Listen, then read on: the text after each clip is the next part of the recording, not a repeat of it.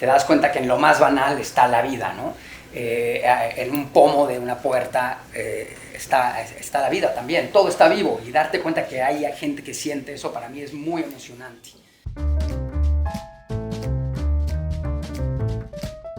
En el cine estamos de estreno, nueva sede y un programa único en su tipo. Una experiencia presencial curada por Carlos Reigadas, cineasta y fundador de la Escuela Superior de Cine. Invitados de talla mundial compartirán su visión del cine con nuestros estudiantes y aspirantes.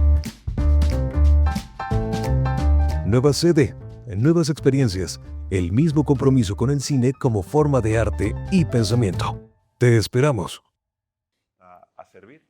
Vengo aquí a serviros, a haceros un poco de espejo, a hablaros de mi camino, que es mi camino, tenéis que tener cuidado, cada uno tiene su propio camino. Sabéis un poco de mí, yo nazco en la emigración, mis padres son de 2 aldeas gallegas, del rural, de Lugo, y se conocen en París. Yo vivo allí 6 años y luego nos volvemos a Galicia a vivir. Y bueno, fueron años difíciles, ¿no? En Galicia, ¿no? Era una época un poco gris, ¿no? Y yo muy rápidamente como que empecé a ensimismarme, ¿no? Cuando veo fotos mías de niño, adolescente, estoy siempre jugando. Luego con los años que me he ido conociendo, he entendido como que siempre he necesitado como crear una realidad paralela, ¿no? Proyectarme, ¿no? Igualmente había algo del sabor, ¿no? Yo ya desde muy joven me gustaban las imágenes, ¿no? Creo que hay muchos tipos de cineastas diferentes. Yo sería de los cineastas de la imagen, ¿no? Carlos antes le llamaba los materialistas, creo que algo así le llama, ¿no? Y creo que somos un poco de la misma tribu, Carlos y yo, ¿no? Es decir, tenemos como una relación con la imagen particular. Entonces, en mi caso, lo que me ha hecho cineasta ha sido el sabor de la imagen, sobre todo, ¿no? Yo creo que muchos de vosotros os tenéis que guiar por el sabor. ¿Qué es lo que os gusta hacer? Que sea vuestra guía, ¿no? Es un momento complicado. Bueno, aquí veo tenéis entre 20 y 30 años, incluso más, ¿no? Y a veces es difícil, ¿no? Saber cuál es tu vocación. Sabéis que la etimología, la palabra vocación, es evocare la llamada. Entonces empecé, bueno, yo tenía ya claro que quería hacer cine, pero no podía permitirme una escuela de cine, entonces pues estudié una carrera que se llama Comunicación Audiovisual, que es todo y nada. Pues hay radio, televisión, cine, en fin. Pero sí que la acabé en una universidad en Barcelona que se llama la Pompeu Fabra, que sí está más dirigida en cine, ¿no? Es más específicamente, y ahí, pues a mí la escuela sí me ayudó esa universidad me ayudó para hacer un mapa de maestros, ¿no? Digamos, ¿no? Es decir, sí que empecé a encontrar mi linaje, ¿no? Empecé, con 19, 20 años veo mi primera peli de Tarkovsky. Es una peli de Chris Marker, es un documental que hace sobre él. Es que ni siquiera era una peli de Tarkovsky. Se llama Une journée dans la vie de Andrei Arsenovich. Es un documental sobre él. Yo cuando vi imágenes de Tarkovsky, del tío en rodaje, pensando o mirando, no me acuerdo muy bien porque creo que no la he vuelto a ver, dije, hostia, ¿quién es este? No sé, yo ya sentí algo. Obviamente sentía cierta profundidad en él, ¿no? Que me llamaba y en su mirada veía clarividencia, ¿no? Pero yo creo que ya es cuando reconoces un poco a un maestro, ¿no? Como que tu alma ya lo conoce, ya hay un recuerdo de eso, ¿no? En ti, ¿no? Entonces, bueno, ahí empecé a ir a muchas pelis y fui mucho a la Cinemateca Catalana, que es muy buena. Pero, yo ahí no sabía muy bien de qué quería hacer mis pelis, pero tenía un acercamiento como muy plástico, ¿no? A las imágenes y demás. Y hacía como mis balbuceos, mis pequeñas obras así y tal. Y mucha inadaptación, mucho desarraigo. Yo sufrí mucho de no tener referentes, sobre todo referentes, bueno, artísticos, culturales, pero espirituales, ¿no? Creo que eso es algo, en el fondo, más o menos consciente nos pasa a todos, ¿no? Y encontré en el arte algo que en el cine, en esos años, algo que me calentó un poco aquí dentro, ¿no? Y que también me hizo entender que aquí hay un alma, ¿no? O sea, sí que sentía cosas sutiles con el arte, ¿no? Y entonces, pues, acabé la carrera y... O sea, conocí el trabajo de Tarkovsky, el de Bresson, que también es alguien que me ayudó mucho. Tarkovsky, el libro Esculpir en el tiempo, lo tenéis que leer. es de una preciosidad escandalosa y que habla de este tiempo también. Y luego también de Bresson hay una obra, Notas del cinematógrafo, también es una obra bueno, de gran calado, humanista y artístico. Y hace frío en México, parece Galicia. Y entonces, nada, y después también Kiarostami, de aquella Kiarostami, wow, ya tenía como yo una llamada de Oriente, ¿no? Ya como me interesaba mucho. Hacía la broma porque, bueno, tuve un Erasmus, tuve una pequeña beca de estar en Londres, no entendía nada, desarraigo total, frialdad total, y ahí es cuando decidí irme a vivir a Marruecos. Tendría 23 años, una cosa así. Acabó la carrera y me voy a vivir allí. Conocí como unos poetas malditos que vivían en Tánger y fue como, o sea, tuve una intuición radical, no conocía el país, pero de repente dije, hostia, Marruecos, ¿no? Y allí fui. Y allí viví durante 12 años. Allí me hice adulto, vamos a decirlo. Y me fui un poco hacia la broma, ¿no? De, bueno, en el nombre del Padre, Bresson, la cabeza, del corazón, Kiarostami, el Hijo, y del Espíritu Santo, Tarkovsky, amén.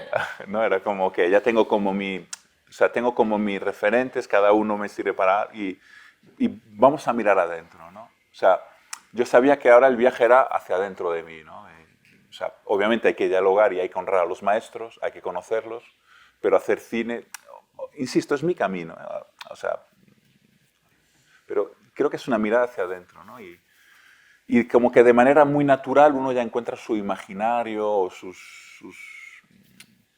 su mirada, ¿no? De una manera muy orgánica, ¿no? Entonces yo me compré una Bolex de 16 milímetros, de aquella empezaba el digital y era como genial, las cámaras eran baratísimas y revelaba en mi baño y empecé como muy poco a poco, ¿no? Empecé a entender qué es una imagen, cómo me puedo acercar a un ser humano con una cámara, ¿no? Y todo eso me permitía conocerme a mí mismo, ¿no? Hacerlo de manera muy orgánica, ¿no? Y muy poco a poco.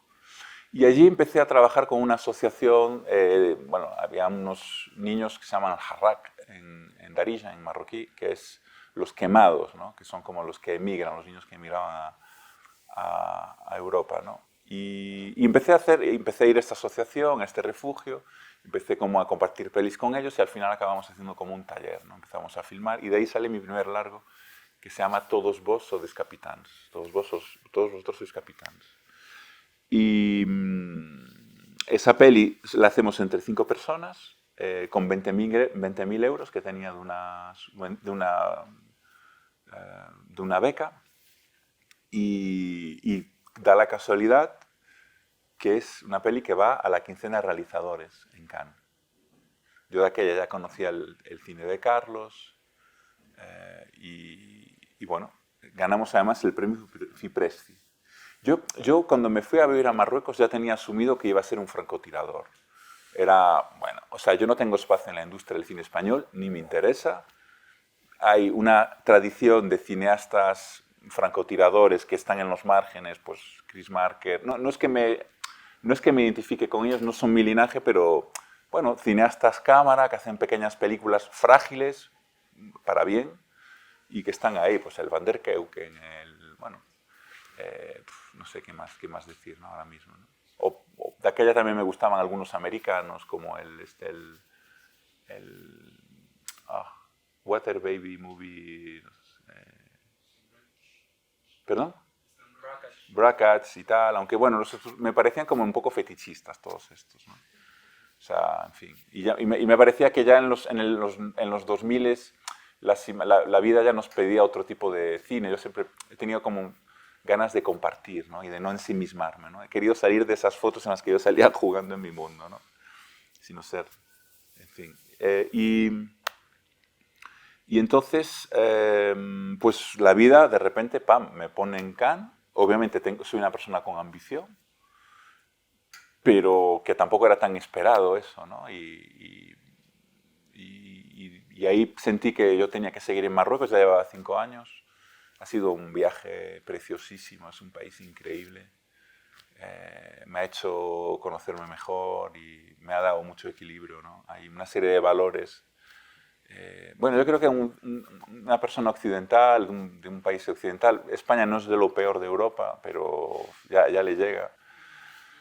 es una sociedad muy secularizada, muy desacralizada, muy materialista, la tradición se ha folclorizado y yo tenía mucha necesidad de maestro.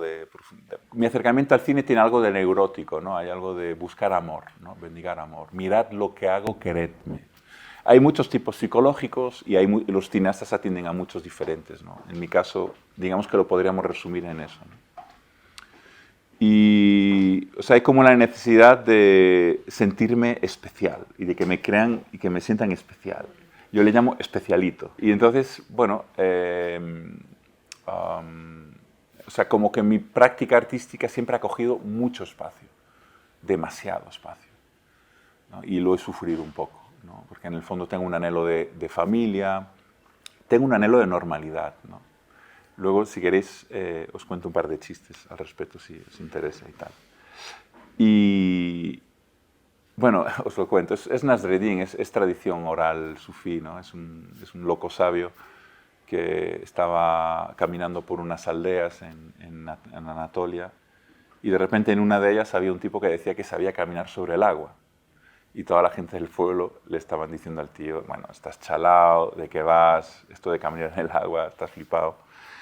Pues sí, vamos al lago y os voy a demostrar que sé caminar sobre el agua. Fueron allí al lago y efectivamente el tipo empezó a caminar sobre el agua. Se acerca a todo el mundo, estaban todos los sheikhs, los ulemas, los vecinos, todos allí reunidos. Les dice, ¿veis cómo sabía caminar sobre el agua? Y ahí estaba Nasreddin, que es esta figura, bueno, investigar es bello y profundo. Nasreddin Hoxha se abre entre la gente y les dice al tipo, ¿y tú? ¿Por qué no nadas como todo el mundo?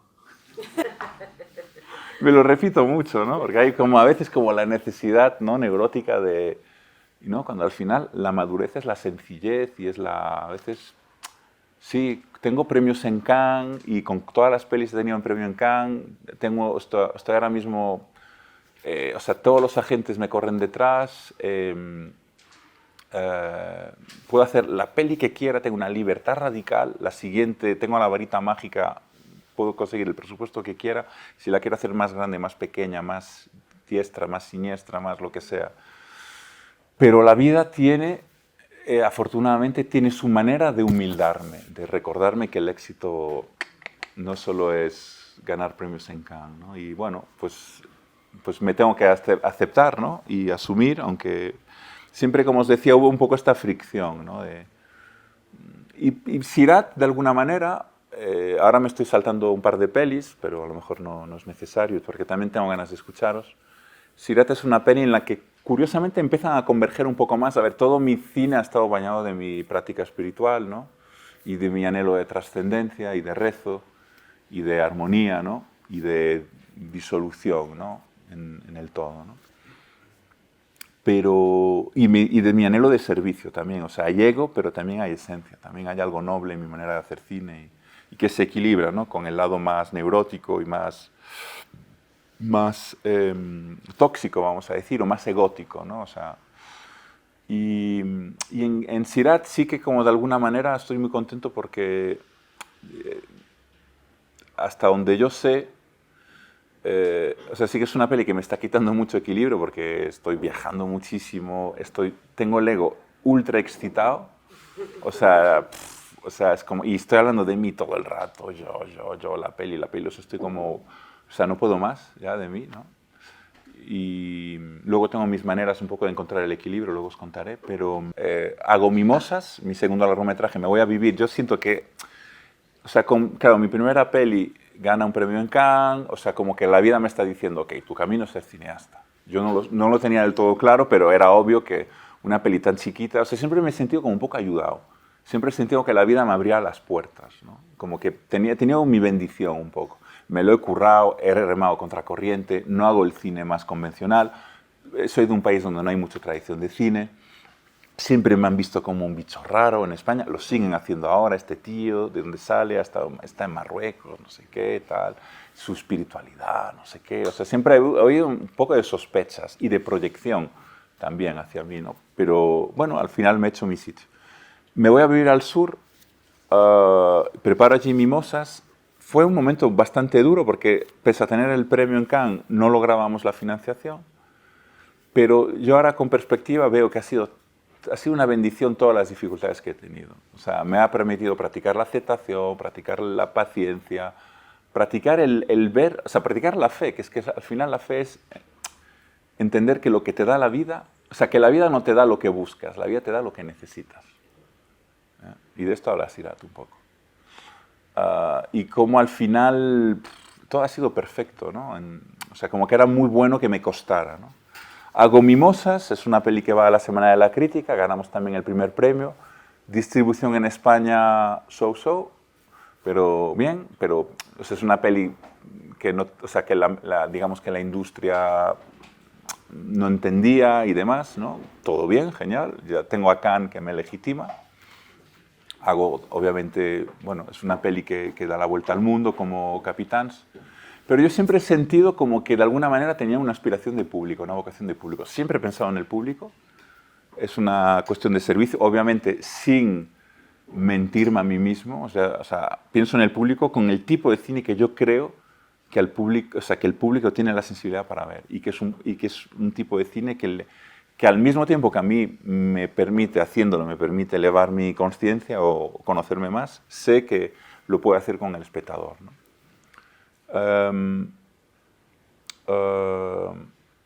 Y luego, pues, después de 10 años en Marruecos, 10, 12 años, ahí siento la llamada de volver a mi casa, Cares. No es mi casa, es la casa de mis abuelos. Mi madre pertenecía a una aldea muy pequeña, muy chiquita.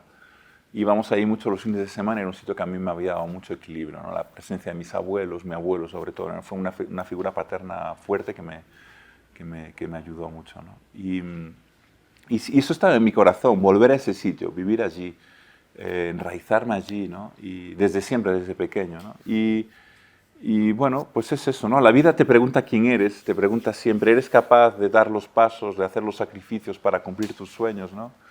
Siempre te tienes que pagar tus tributos, ¿no? La vida es así. Y bueno, yo lo soñé, lo recé, y al final, pues eso, hice una peli allí que se llama O que arde, que fue un proceso muy benéfico para mí, porque rodar en los sitios donde ha nacido tu familia, se ha criado, ha muerto, han disfrutado, han sufrido, eso tiene repercusiones positivas, estás moviendo unas energías de tus linajes, de tu linaje, en este caso materno, muy sano, sutilmente hablando, ¿no? Y fue muy bello, o sea, a mí me dio mucho equilibrio volver a casa y curiosamente se me abrió la puerta de comprar la casa de mi abuela, que restauré durante el COVID. Es curioso porque con Carlos, hablando esta mañana, tenemos muchas similitudes, ¿no?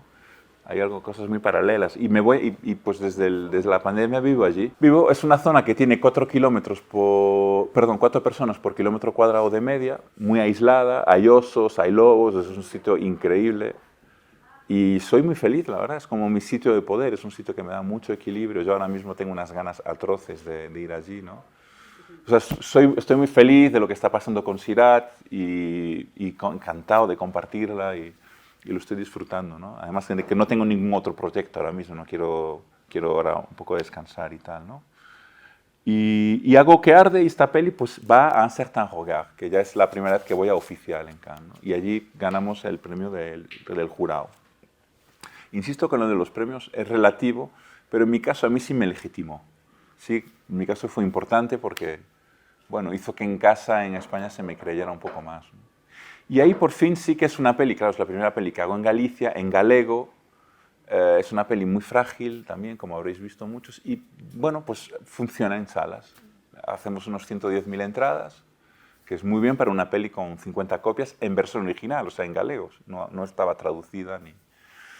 Y ahí sí que hace que un poco la industria un poco ya abra un poco sus ojos, ¿no? Y me acepten de alguna manera. Ganamos un par de premios Goya, que son como los Oscars de España.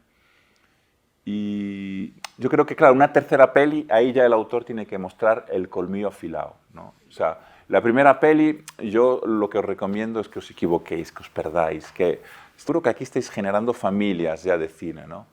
Gente que os estáis ayudando a hacer vuestras primeras pelis. Ese es el camino. Ese es el camino de solidaridad, de dejar los egos aparte, de de serviros, ¿no? de ayudaros y hacer vuestra primera peli equivocándoos. No vayáis a foros de cines, de festivales, mucho cuidado con vuestras primeras pelis, financiarlas fuerte. Yo he tenido la suerte de hacer una peli con 20.000 euros, que es una pasta, pero que no he tenido tanta presión. Y la mitad de la pasta me la gasté en película. No la haría ningún productor. O sea, he podido hacer mis locuras y he podido conocerme a mí mismo, que eso es lo más importante. O sea, sobre todo que estáis empezando, ¿qué tenéis que decir? O sea, es difícil saber lo que tienes que decir hoy en día. Es muy difícil. O sea, es como la voz, la mirada, se tiene que hacer de manera muy orgánica y sin forzar y natural. O sea, que daros tiempo, perderos.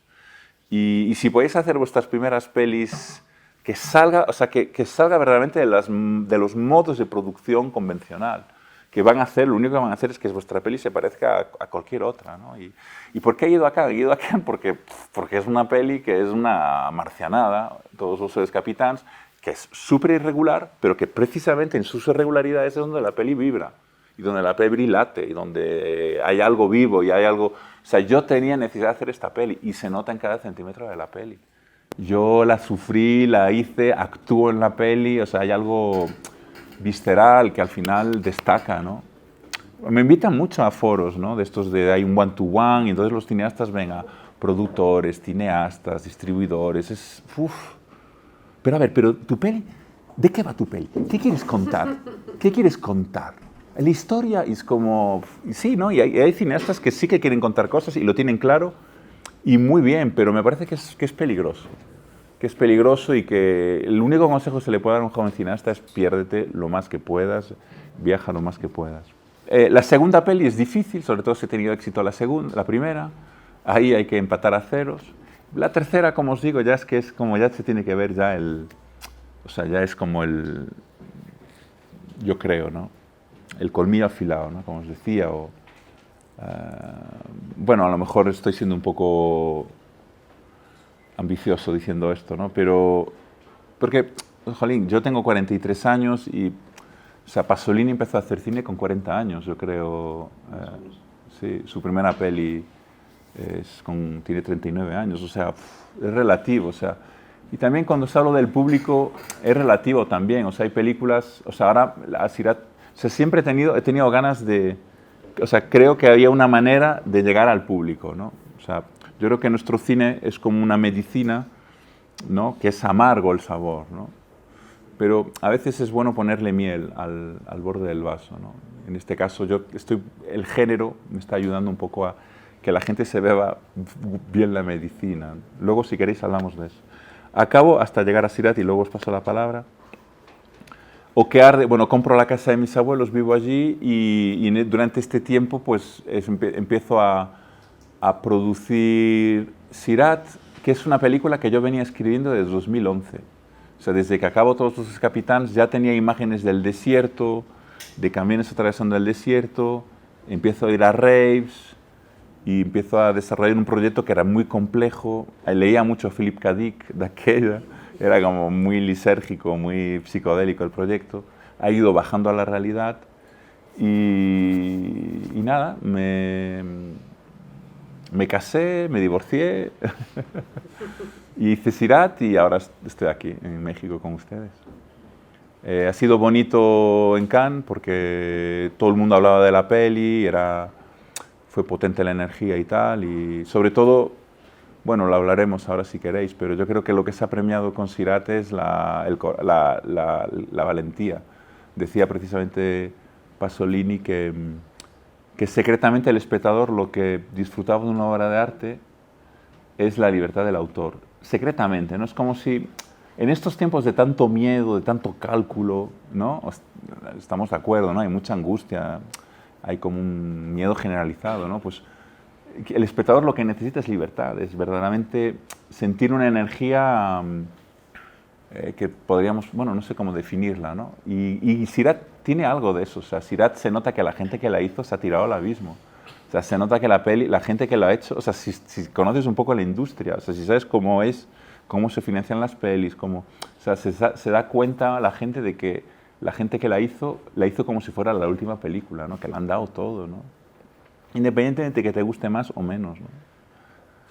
hacer una peli como Sirat hoy en día en el marco de la industria. Sí os diré que después de O que arde, es la primera vez que hay una tele que se fija en mí a través de un tipo, un pequeño milagro. Ya os digo que también tengo una vida, o sea, mi carrera está como balizada con pétalos a veces, ¿no? Porque hay un tipo que no le interesa el cine más frágil, vamos a decir, que es uno de los jefes de Movistar Plus, pero que con que tenemos como una química especial, le gustan mis imágenes, siente algo y toma la valentía de apostar por mi peli. Han puesto 2,5 millones de euros en mi película, que es lo que me posibilita hacer una peli como Sirat, que es una peli, digamos, pues poder filmar 7 semanas, tener efectos especiales y demás.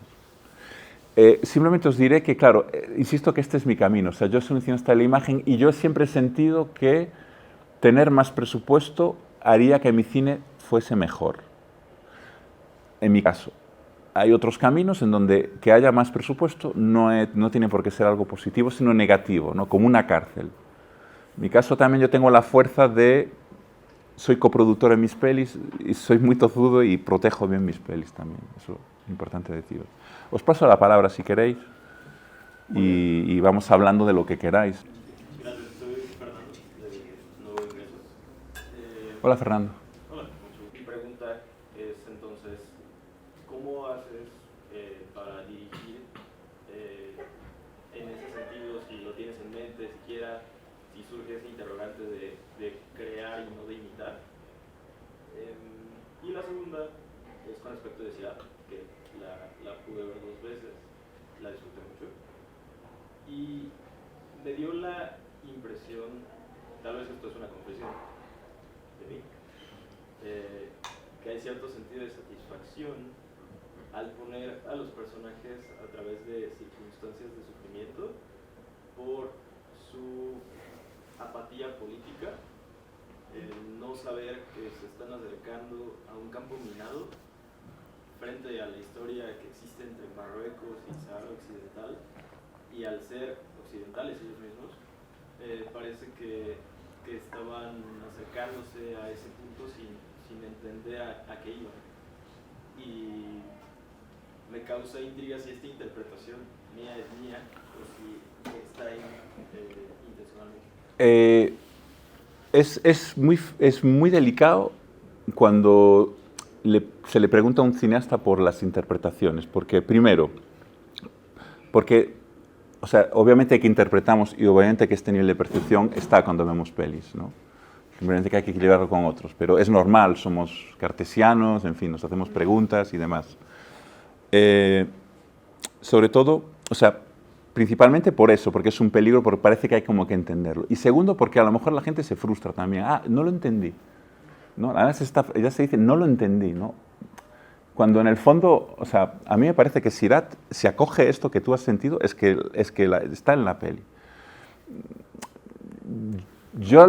O sea, bueno, yo ya estoy interpretando, pero, o sea, no era mi intención esa, no era mi intención, no. Y no hay, o sea, yo amo a mis personajes y no tengo o sea, no me regodeo matándolos, no.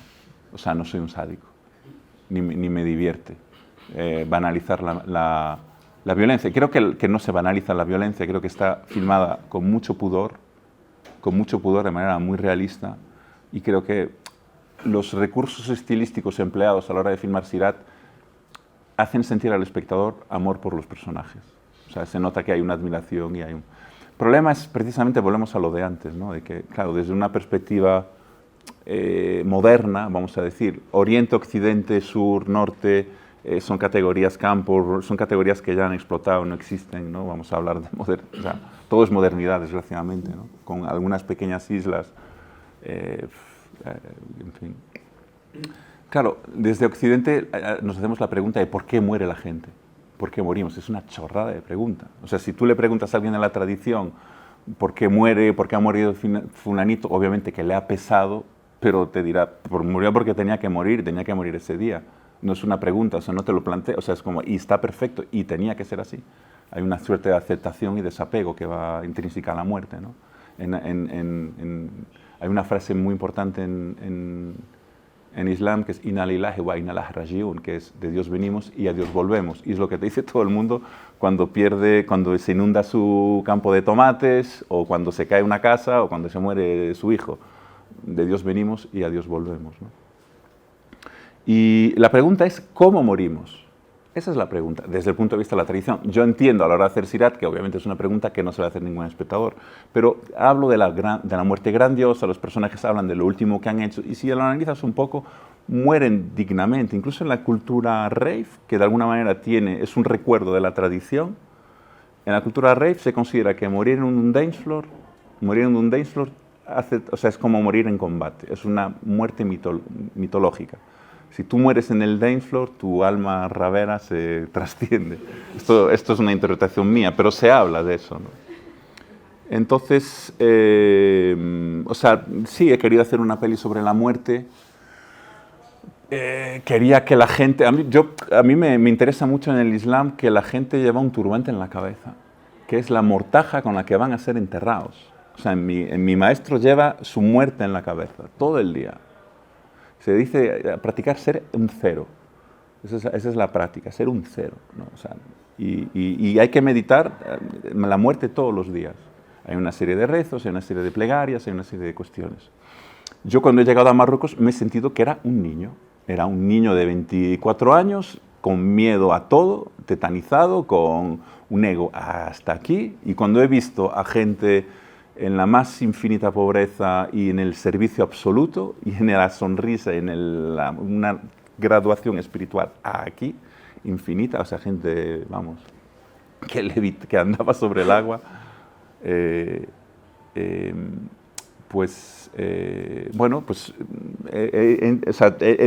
descubierto también a través de mis prácticas psicológicas, he descubierto que la muerte configura mi psicología, mi día a día, y he querido meditarla. He querido, como he dicho mucho últimamente, he querido invitar al espectador a ponerse ese turbante, ¿no?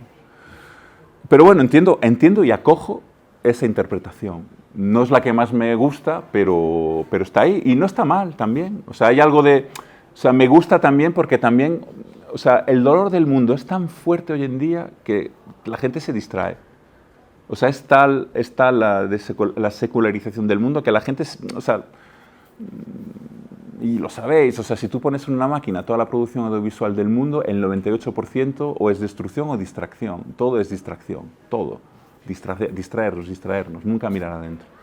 Entonces, no está mal también esa interpretación, me gusta, ¿no? Estos tíos que hacen la fiesta ajenos al dolor humano, aparentemente, que no es la realidad, que sí que están conectados al dolor humano. O sea, todo el mundo está conectado al dolor humano, sutilmente, pero incluso los más privilegiados, o sea, todos sostenemos un dolor que es personal del niño, que es transgeneracional de los linajes y que es del mundo. O sea, estamos conectados a ese dolor. O sea, el dolor no tiene género, no tiene...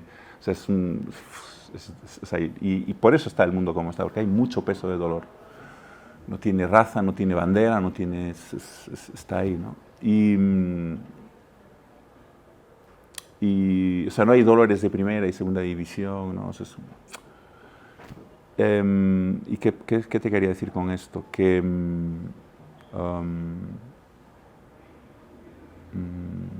bueno, que sí están conectados al dolor, decía, pero que no está mal, ¿no? De repente llegan estos guays europeos, ¿no? Y ¡pam! La realidad es pega un bofetón, no está mal. Un bofetón de realidad, ¿no? Pero no es el caso. Verdaderamente yo los respeto mucho. Están ayudando, toda la comunidad ravera, están ayudando mucho a los refugiados. Precisamente cuando hemos organizado esta rave, había una carpa específica para ayudar se llama, Help for Dunkerque, que es donde están todos los que quieren pasar a Inglaterra. O sea, están conectados con el dolor del mundo y no soy un escéptico, no soy un cínico, ¿no? Y eso sería un gesto un poco cínico y tal. Está guay, o sea, convivo con que se pueda interpretar. Con respecto a tu primera pregunta, Bresson, no recuerdo muy bien. Hay que decir que Notas sobre un cinematógrafo es una obra que trasciende la propia obra de Bresson y creo que trasciende la de todos. Es muy difícil, es una obra de una radicalidad extrema. Es muy difícil cumplir todas las normas y tal, pero a mí me ha ayudado mucho, ¿no? Y hay aforismos de ese libro que están ahí. circulando siempre, ¿no? No busques poesía en tus imágenes porque esta está en las juntas, en los intersticios, ¿no? En el choque entre las imágenes, por ejemplo, ¿no? Pues mira, lo primero fueron las imágenes, en mi caso, ojo, es por mi manera de ser, mi sensibilidad. Yo ya vivía en Tánger, pero ya tenía imágenes de camiones avanzando por el desierto y levantando polvo y demás. Yo escribí un tratamiento en 2011 que eran una suerte de autos locos. ¿Os acordáis de estos cartoons americanos, ¿no? Que eran una carrera de dibujos animados? Y había conseguido una serie, o sea, tenía una serie de amigos marroquíes que eran increíbles, unos personajes. Bueno, quedó ahí, luego me dediqué a hacer mimosas, quedó ese imaginario de imágenes, y luego yo me fui a vivir, yo necesitaba desierto, y me fui a vivir a un palmeral. Estuve allí otros 4 o 5 años, que es cuando hice mimosas, y ahí de repente hacen una rave justo al lado de donde yo vivía, ¿no? Y ese imaginario, claro, es cuando entiendo, o sea, entro en contacto con el universo rave, tuve una pareja que venía de ese universo, y ese imaginario que yo tenía como de repente se asentó, ¿no? El tema de los camiones, ¿no? Porque la rave no es solo la música y la fiesta, sino que también es el viaje y la desconexión del sistema un poco, ¿no? Entonces yo he ido a muchas raves en ese momento y esas imágenes las fui desarrollando bailando. Es decir, que la música ya estaba en el inicio de este proceso creativo. Te hablo de 2012, 2013. Luego yo hago un viaje al Senegal, estoy en Mauritania, es un viaje que me marca mucho. Voy allí un poco en peregrinación, es un momento, estoy solo, y hay un momento ahí de, bueno, tuve como otra pequeñita crisis, ¿no? Y como que el proyecto coge forma o coge conceptualmente forma, ¿no? Estoy muy cerca de la frontera, estoy muy cerca de las minas, paso un tiempo en el Sáhara Occidental. Y entonces eso, bailé esas imágenes. Y luego cuando yo voy al guión, mi manera de escribir no es muy canónica. O sea, al final, el guión es una herramienta bastante superficial. O sea, está bien como herramienta de comunicación, es necesaria, pero intento hacer guiones desde Capitán, digamos, canónicos, o que tengan como una cierta coherencia dramatúrgica, pero no utilizo el libro de cómo escribir un buen guión. Entonces, hay diálogos, obviamente, una pena, pues podría enseñar cosas, pero mi manera de escribir es muy atmosférica. O sea, describo energías, describo cosas, y la música es eso. La música son atmósferas, ¿no? Y la manera de hablar de una imagen es muy parecida a la hora de hablar de música, el grano, la textura, el color, ¿no? O sea, son como términos que se comparten. Cuando escribo pongo links de músicas. En Okearde hice esto y fue la primera vez que pude comprar derechos de música. Bueno, en Mimosas pude comprar un tema. En Okearde todos son libres, o sea, música comprada que ya tenía en el guión o que en el montaje surgen las ideas. Con Sirat podría haber sido lo mismo, o sea, yo podría haber comprado todas las canciones que salían en ese guión, pero tenía la posibilidad por primera vez de trabajar con un compositor. Lo que pasa es que yo no quería un compositor. La composición de música en cine me suele molestar, porque suele narrar. Y sí que queremos narrar, y sí que queremos decir, pero sobre todo queremos evocar. Siempre hay que mantener un equilibrio entre decir y evocar, luz y sombra. Está desapareciendo la sombra en el arte, ¿no? Que a veces más logos, ¿no? Y entonces, entre lo masculino y lo femenino, ¿no? Es decir, lo masculino es la energía masculina, no tiene nada que ver con el género, no nos confundamos. La energía masculina es de conquista, de decir, de yo estoy aquí, es fálica, es el autor, ¿no? Y la energía femenina es la lírica, la esotérica, la polisémica, la sutil, es lo que no se ve. Los taoístas, permitidme que, que me vuelva a Oriente, los taoístas, pero también en el Islam, pero está en todas las tradiciones culturales, los taoístas hablan de lo femenino, lo masculino como el lado luminoso de la montaña y lo femenino como el lado sombrío, el interior de la montaña, lo sutil, que es verdaderamente donde se mueve todo lo importante, ¿no? El equilibrio es necesario, pero lo sutil está desapareciendo, ¿no? En nuestra sociedad, en nuestras relaciones y demás. Solo lo que está a la luz, todo lo que es visible, existe, desgraciadamente, para esta modernidad, ¿no? Bien, entonces los compositores muchas veces narran de más, subrayan de más, cuentan de más, ornamentan de más, ¿no? Los villancicos. Y entonces, bueno, busqué músicos, tenía un casting de 4 músicos y Candin Rey era uno de ellos. Músicos que tenía yo canciones de ellos dentro de esta lista. En los guiones pongo siempre el link, empieza la música tal, pongo el link del YouTube y pongo cuando acaba. O sea, tenía tenía conciencia de... O sea, al final para mí mi manera de trabajar es que el relato es un andamiaje, o sea, el andamiaje dramatúrgico es la manera que tengo a través de la identificación con los personajes y a través de intentar conmover emocionalmente al espectador en ese momento, noquea su razón, cuando lo tienes en el nivel de percepción más emocional. Gurdjieff, que es un místico armenio del 19, le llamaba el centro emocional inferior, ¿no? Cuando tú estimulas eso, se noquea la razón y las imágenes pueden entrar ya triunfalmente en el cuerpo humano, ¿no? O sea, dicho de otra manera, el relato como trampolín para sentir cómo surgen las imágenes. Entonces, yo ya en el guión ya tengo eso claro, ¿no? O sea, ya tengo claro en qué momentos cuáles son los momentos de imágenes fuertes y estructurales.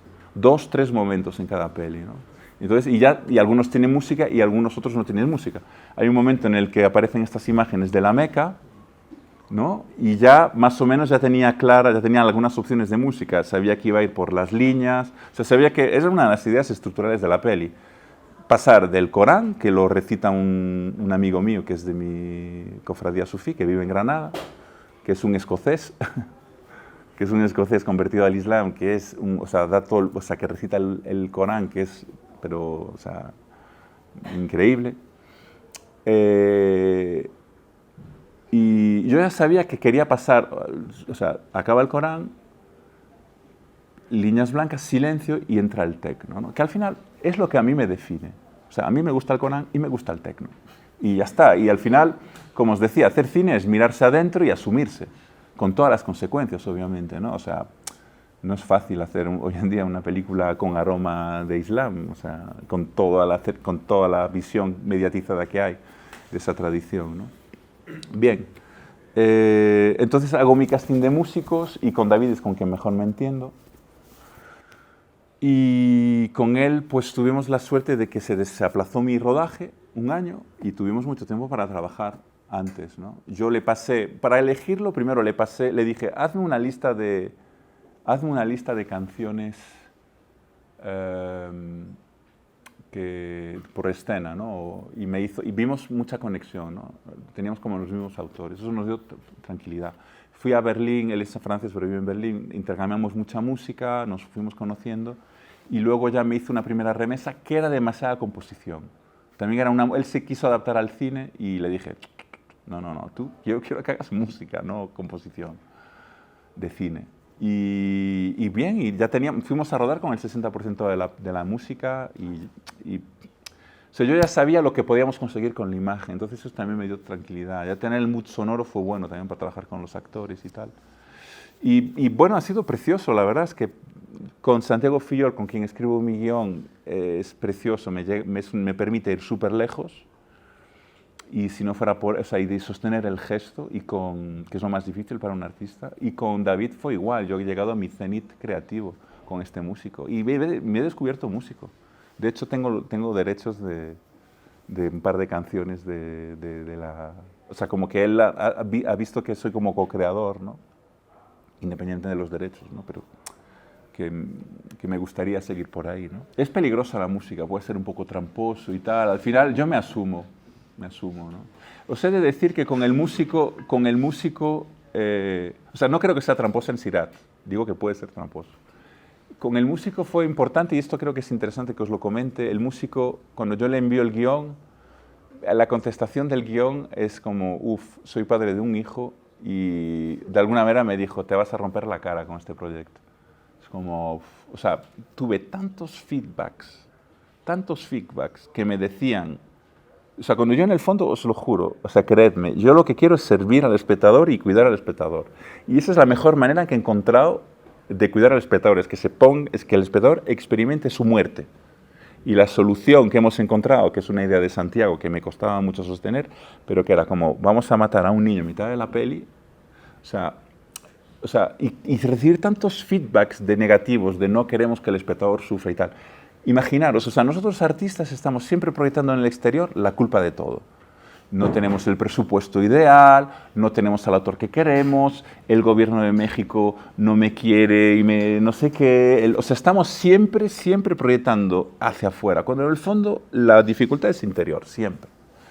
Fijaros, o sea, es mantener tu gesto artístico sobre todo lo más difícil. O sea, con todos los feedbacks negativos que yo tenía, imaginaros, en ese momento, cuando tu intención en el fondo es cuidar y la gente te está diciendo, hostia, tío, eres un sádico. Esto hablo en guión, ahora estoy súper tranquilo. Pero en ese momento dudas de ¿para quién estás trabajando? Ok, tienes tu maestro, tú crees que estás sirviendo, pero a lo mejor es una jugarreta de tu ego. Es una jugarreta de tu ego que te está haciendo creer otra vez más que tu voz es pura y luminosa y tal y cual y no sé qué. Entonces, pues son momentos duros que vais a tener los que vais a hacer una obra, ¿no? Que es como sostener el gesto artístico, es difícil. Yo al mismo tiempo, esto, como veis, tengo un mínimo de inseguridades que me hace poroso a la vida, escucho mucho. Es una de las cosas buenas que tengo. Me rodeo muy bien y dejo espacio, o sea, es un trabajo de equipo. Estoy rodeado de gente súper talentosa. Me ha costado en su momento controlar, pero ahora mismo lo llevo muy bien a nivel de ego. Intentamos siempre hacer la mejor película posible con independencia de quién tenga las ideas y de dónde salgan. Yo creo que la clave para mí es que tengo la fuerza de proteger la fragilidad de las imágenes, de mis imágenes que tengo al principio del proceso creativo. Puedo ir teniéndolas a lo largo de la peli. E insisto, ojo, este es mi camino, es mi sensibilidad, o sea, no os preocupéis si no sentís las cosas así, cada uno tiene su trip interior, ¿no? En mi caso, claro, yo cuando estoy bailando esas imágenes, hace 10, 12 años, yo estoy muy conectado con mi inconsciente.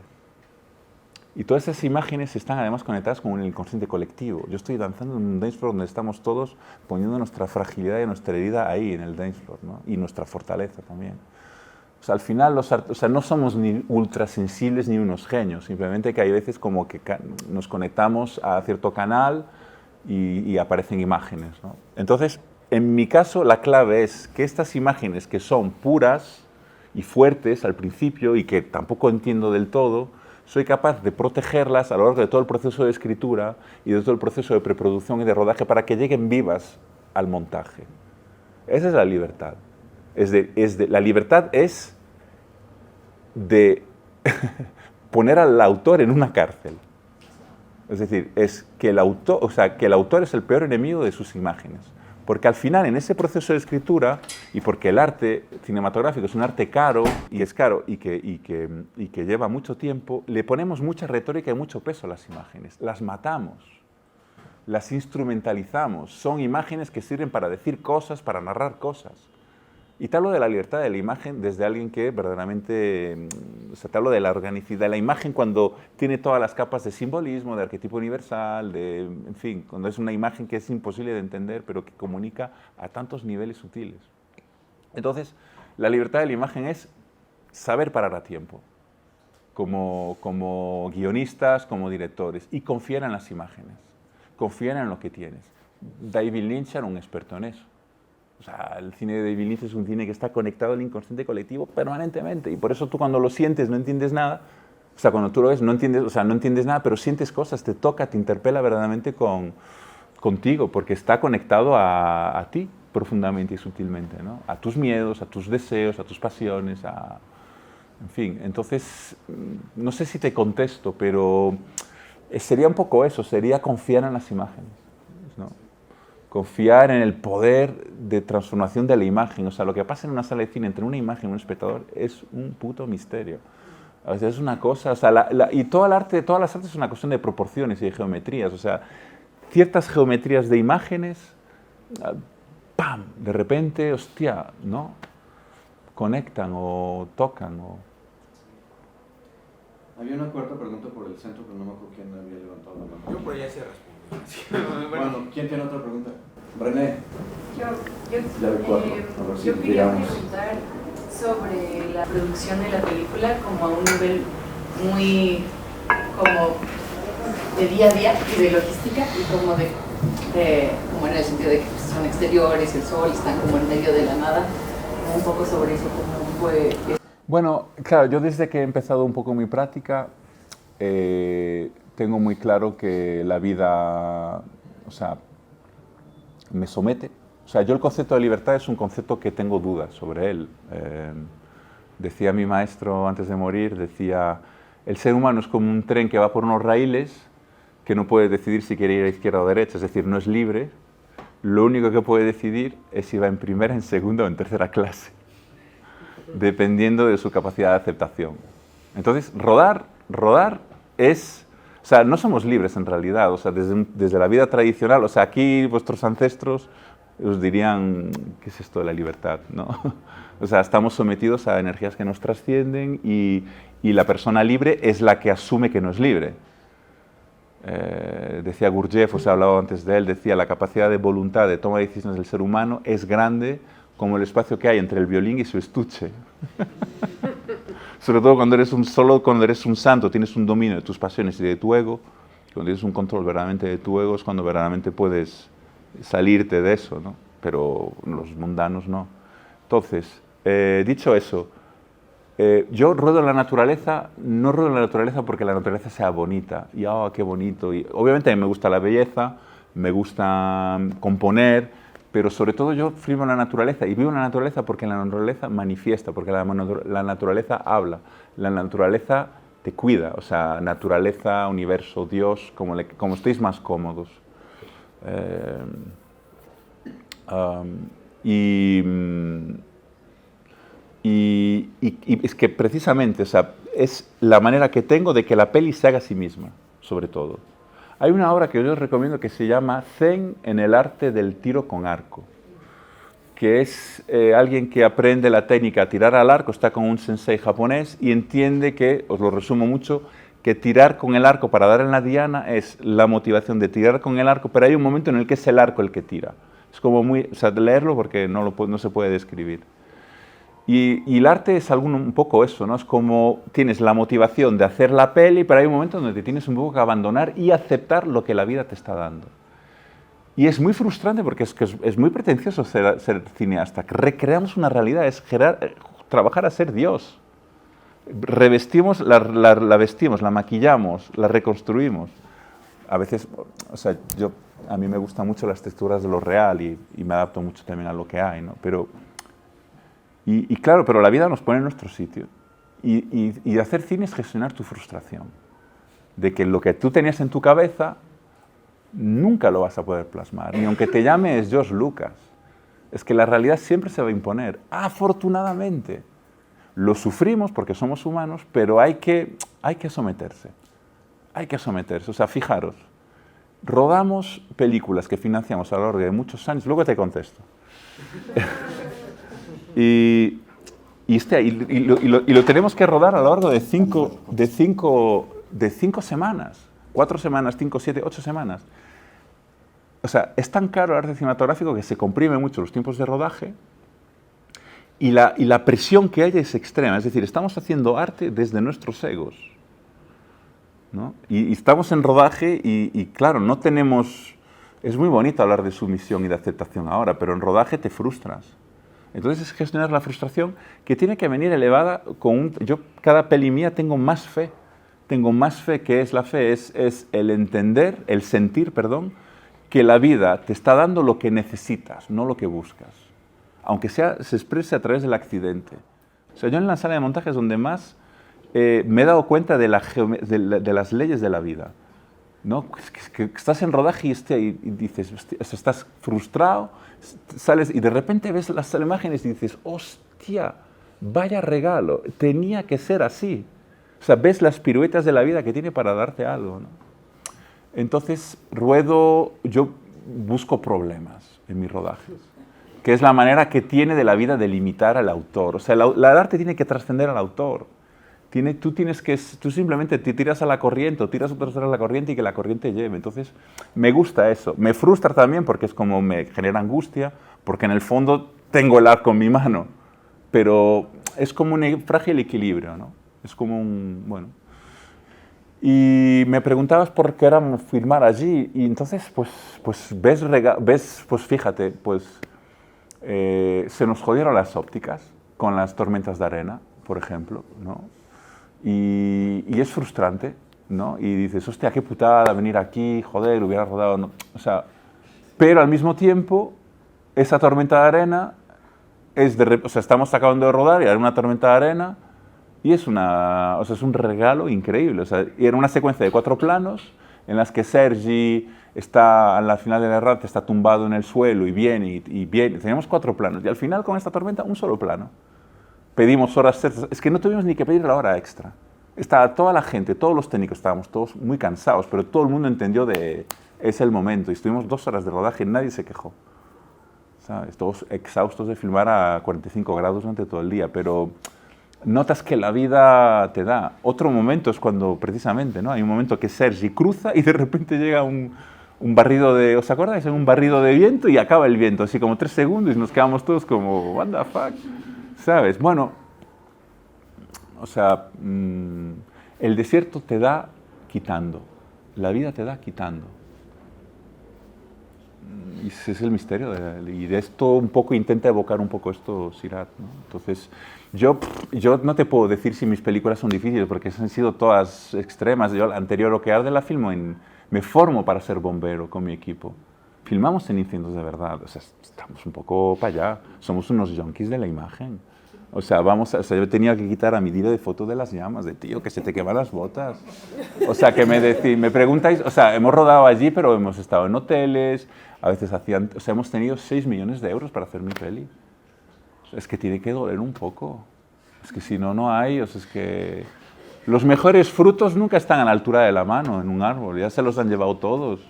Tienes que subirte al árbol y es un coñazo y subes y te puedes caer y no sé qué. Y claro, pero es ahí, cuando la vida te dice quién eres, de qué eres capaz y tal, es cuando te da más premios. Te da, de repente, no sé, creo, ¿eh? Y esto es gracias a mi baño orientalista en Oriente. A mí me está gustando mucho todo lo que estás diciendo. Tenemos 3 preguntas, entonces les voy a pedir que levanten la mano y como ya no tenemos tiempo, te va a tocar elegir cuál. Ok. Eran Irán, Estorno y Rafa. Me gusta porque contradice lo que acabo de decir, de que hay que someterse. Está bien, sí, sí. Levanten las manos para que vea quiénes son y de modo, te toca escoger el que mejor te caiga. No sé, no quiero elegir. Yo elijo mucho ya, no quiero elegir. ¿Sí? Irán. Sí. Si pudieras platicar un poquito sobre el proceso. Yo no tengo prisa, ¿eh? Tenéis clase y tal. No. O sea, yo tenemos clase, pero nos habían dicho que te tenías que ir rápido. O sea, seguimos un poco más. O sea, yo encantado. O sea, si queréis, no os quiero. O sea, si queréis ir, nos vamos. Sobre el proceso de casting. Vale. Yo tuve una pareja rabera que apareció por mi Palmeral con sus 2 hijos y tuvimos nuestra relación durante 4 o 5 años y ella pues no conocía la profesión y fue la que se ocupó del vestuario en Mimosas y luego en Lo que arde se vino a vivir esos últimos años que estuvimos juntos a Galicia. Una mujer con mucha creatividad y siempre es una pregunta que me hago en proyectos porque ella no tiene el orden pero tiene el talento, pero el cine no solo es una cuestión de talento. El cine es una cuestión de gestionar el talento, gestionar tu psicología, o sea, de optimizar tu talento con un tiempo, con un dinero. O sea, es como hay que tener muchos talentos, desgraciadamente. O sea, veo amigos que tienen... O sea, para mí antes de filmar una peli siempre es como le doy la oportunidad a un colega genio o trabajo con un técnico, con alguien que es un poco... que no tiene tanto talento, pero que me asegura el tiro. Entonces, en cada proyecto tengo un poco de los dos. O sea, o soy conservador o apuesto por alguien en quien creo y que, ¡pam!, me va a dar una luz ahí, ¿no? Y Nadia es el caso. Es una tía, pues, un desastre de mujer, bellísima, un corazón enorme. pero muy desorganizada a nivel de trabajo, pero que él siempre le he dado la oportunidad y al mismo tiempo siempre me lo ha pagado con lealtad y defender el proyecto a muerte e ir hasta el final conmigo, ¿no? Que eso hay que tenerlo en cuenta, ¿no? Y al mismo tiempo, al final, también está bien trabajar con la gente que quieres y tal. Bueno, ya desde hace 8 años no estamos juntos, pero Sirat me parecía que era la persona ideal para hacer el casting. También hizo el vestuario, pero fíjate, o sea, ella hizo el casting, ella además conoce la cultura rave y tal, o sea, como que hicimos un diseño de una serie de raves en un verano, a las que iba ella con una asistenta. Esto no es muy ortodoxo, o sea, tú no le das tu casting en una película financiada por una tele de 6 millones de euros a alguien que nunca ha hecho dirección de casting. Pero son de estas decisiones un poco torpes y malas que al final el arte es accidente. Y al final es como haces, o sea, si mis pelis siempre ganan un premio es porque no se parecen a ninguna, ¿no? No digo que sean obras maestras, tienen irregularidades y tal, pero hay algo loco, hay algo diferente, ¿no? No sé. Y entonces, claro, ella no paraba de... Claro, ella ama este movimiento cultural, viene de ahí. O sea, ella, su familia la abandonó y como que encontró su familia en eso, ¿no? Entonces, se sentía muy deudora y entonces buscaba verdad.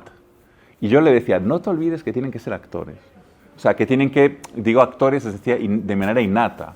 O sea, que tienen ya ese rollo. O sea, en mi anterior peli, O que arde, Benedicta, esta mujer, es una actriz innata. Puede improvisar y nunca se sale de tono, te la pilla. O sea, hay un momento en el que, ¡pam!, son justos, son certeros, ¿no? Y Nadia, la gente que entra ahí eran como personajes increíbles y con una verdad increíbles, pero no eran actores. O sea, no les daba miedo la cámara y demás. Bueno, eso se corrige con tiempo, ¿no? Poniendo aparato dental, como que vinieron a mi casa. Yo soy un cineasta lento, entonces puedo dedicarle tiempo a mis obras.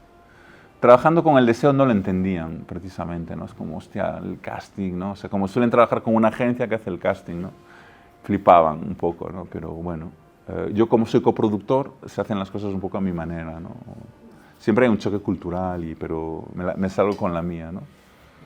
Y entonces, nada, en algunas de estas redes yo fui, pero hay unos vídeos, hostias, que esto es lo que yo tenía que haber enseñado aquí, que son los vídeos de Nadia en medio de un dance floor, con la música a tope y contándoles la peli a gente. O sea, es que esto no lo hace un director de casting tampoco.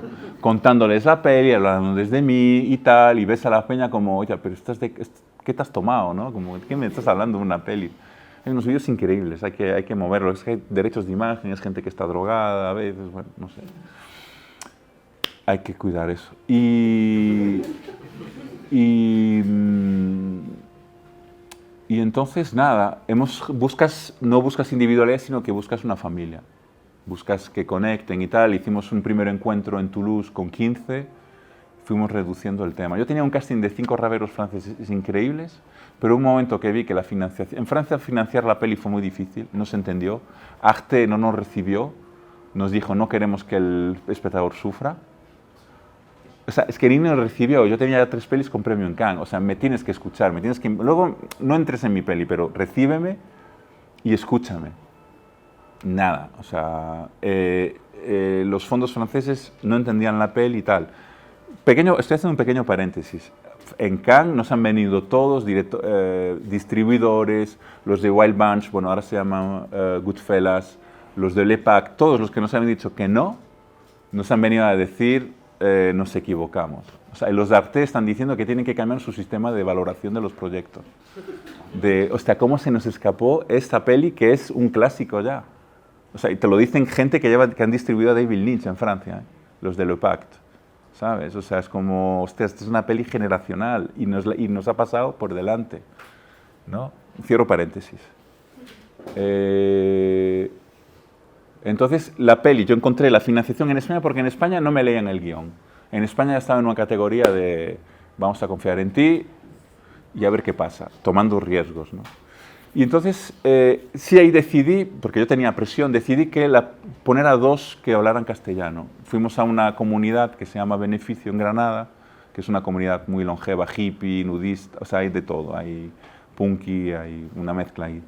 Y ahí encontramos a Josh, que es un irlandés inglés que lleva en España desde los 12 años, y a Estefanía, que es una italiana que también lleva 20 años aquí, ¿no? Para que hubiera más castellano. Luego pusimos a practicar español a los raveros. Jad hablaba castellano, ya.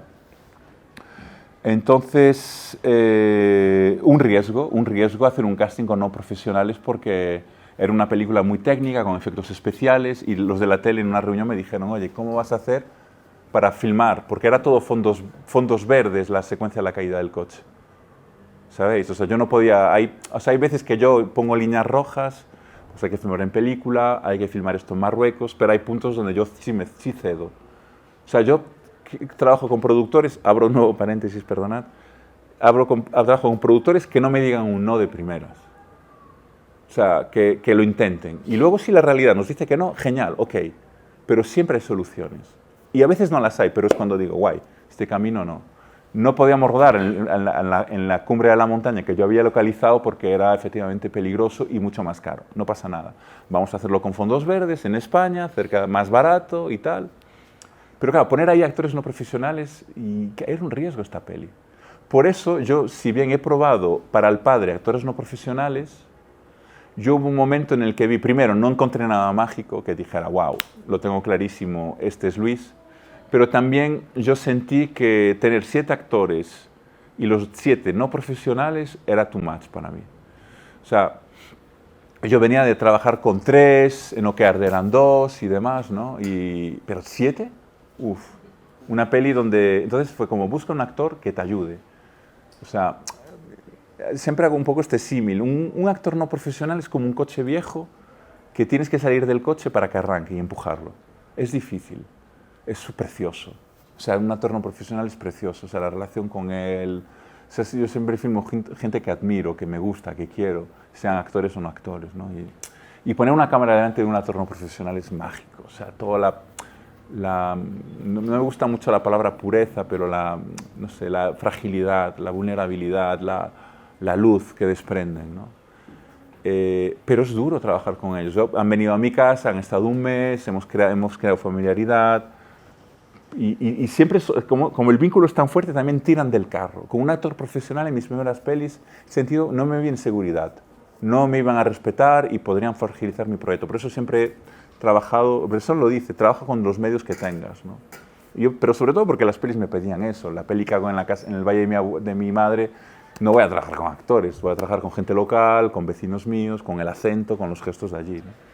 Porque, insisto, las texturas de lo real me interesan. La rave es una rave real, ¿no? Entonces, bueno, con Sergi López, precisamente, que es un actor muy técnico, que te puede hacer te puede representar a un, yo qué sé, pues a un violador o a un policía, o sea, sabe crear la máscara, pero sobre todo es un tipo que sabe quitarse máscaras como actor, que sabe llegar a una suerte de naturalismo que lo equilibraba con los raveros.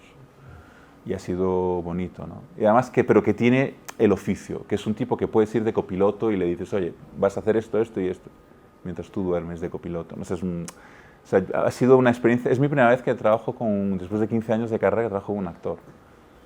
Y me ha gustado. En Sirac también se baila la herida, ¿no? Se convive con la herida. Es lo que yo he aprendido personalmente con la cultura rave. Me ha complementado mi espiritualidad, ¿no? Porque cultura rave es como el elogio de la fealdad, de estar conectado. O sea, un dance floor te da mucha energía, fuerza y mucha vulnerabilidad. Y creo que hay una memoria en el cuerpo. O sea, el bailar, el hacer estos bailes es algo que está en nuestra lo hemos hecho durante miles y miles de años. Es una ceremonia, en el fondo. Es una ceremonia en la que celebras, en la que bailas tu herida. Y a mí me ha hecho mucho bien, ¿no? O sea, he llorado en dance floors, me he caído al suelo, rodando la rave, me emociona, ¿eh? Rodando la rave, que es una rave de verdad, o sea, con los colectivos con los que trabajábamos, la idea era que no se podía parar la rave en 3 días. O sea, la música no se puede parar en una rave, y para nosotros era perfecto. O sea, nosotros no queremos que la realidad sea tal cine, queremos adaptarnos a la realidad porque sabemos que es la manera de capturar ciertas imágenes, ¿no? después de un día y medio de rodaje, ya habíamos acabado la parte de ficción, pero después, y yo me puse a bailar, me perdí en la realidad que yo había creado, en la fiesta esta, y de repente, por de madrugada, veo gente con una cámara. Y digo, hostia, ¿qué es esto? Y sentí violencia. Sentí como... Claro, yo no había hecho... Todos los que estaban ahí sabían que estábamos haciendo una peli, pero yo no me había puesto... O sea, es muy loco. O sea, un realizador crea una realidad para filmarla, pero se pierde en esa realidad y es filmado por el otro... ¿Me explico, no? Bueno, en cualquier caso, yo tuve la sensación, porque dije, chicos, ya está, no vamos a filmar más. Tuve la sensación de que habíamos ido muy lejos. De que estábamos robando la intimidad a esta gente. La segunda noche en una rave suele ser dura a veces, ¿no? Se va un poco lejos y la tercera ya baja todo.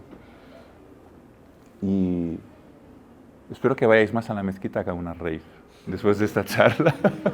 O a mezquita, o unas ram, o lo que queráis. Pero la rave hay que reconocer que también haces tu trabajo, ¿no? Bueno, pues, muchas gracias. Pues gracias por venir. Quienes tienen clase de Historia 1 en 15 minutos empieza.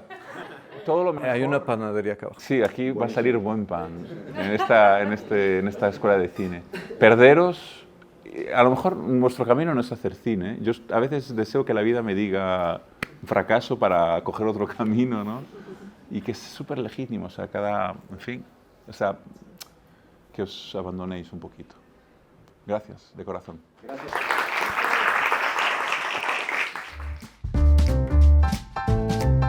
Nueva sede, nuevas experiencias, el mismo compromiso con el cine como forma de arte y pensamiento. Te esperamos.